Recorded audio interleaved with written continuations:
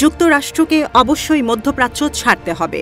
যতবার Donald Trump এই অঞ্চলে শান্তি প্রতিষ্ঠার কথা বলেছেন, ততবারই তিনি মিথ্যা বলেছেন।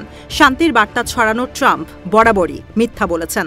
আর ইসরায়েল তো এই অঞ্চলের ক্যান্সার ছড়ানোর মতো টিউমারে পরিণত হয়েছে। ইহুদি এই ভূখণ্ডকে উৎখাত করা জরুরি হয়ে পড়েছে।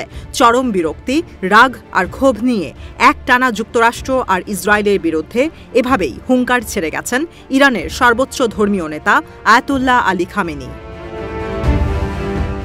গাজার 10 লাখ ফিলিস্তিনিকে লিবিয়াতে স্থানান্তর আর পরমাণু চুক্তিতে না আসলে ইরানের সঙ্গে খারাপ কিছু হতে পারে।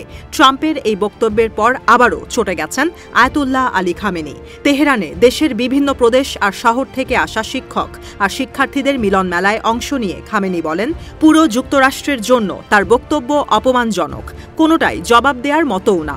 খামেনি বলেন, ট্রাম্প বরাবরই ক্ষমতাকে শান্তি প্রতিষ্ঠায় ব্যবহার করার কথা বলেন, কিন্তু ট্রাম্প সহ মার্কিন প্রশাসন গাজায় গণহত্যা চালাতে ক্ষমতা ব্যবহার করে।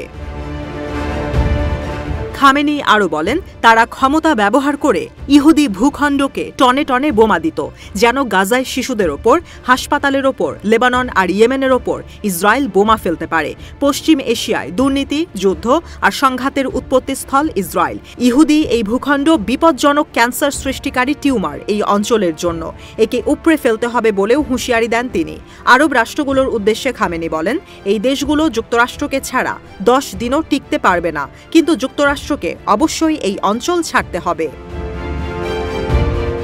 গালফভুক্ত দেশগুলোতে ডোনাল্ড ট্রাম্পের সফর, সেখানে $1 ট্রিলিয়ন সামরিক চুক্তি আর বিনিয়োগ সমঝোতা হলেও গাজা আর ইসরায়েল ইস্যুতে আসেনি তেমন কোনো সিদ্ধান্ত। পুরো সফরের ফলাফল অনেকটা এমন, দেশের জন্য মধ্যপ্রাচ্যের প্রভাবশালী দেশগুলোর বিনিয়োগ নিশ্চিত করতেই এই সফরে গিয়েছিলেন ডোনাল্ড ট্রাম্প। গাজা ইস্যুতে সৌদি আরবও ছিল নীরব ভূমিকায়। এতে করে বেজায় চটেছে ইসলামিক প্রজাতন্ত্র।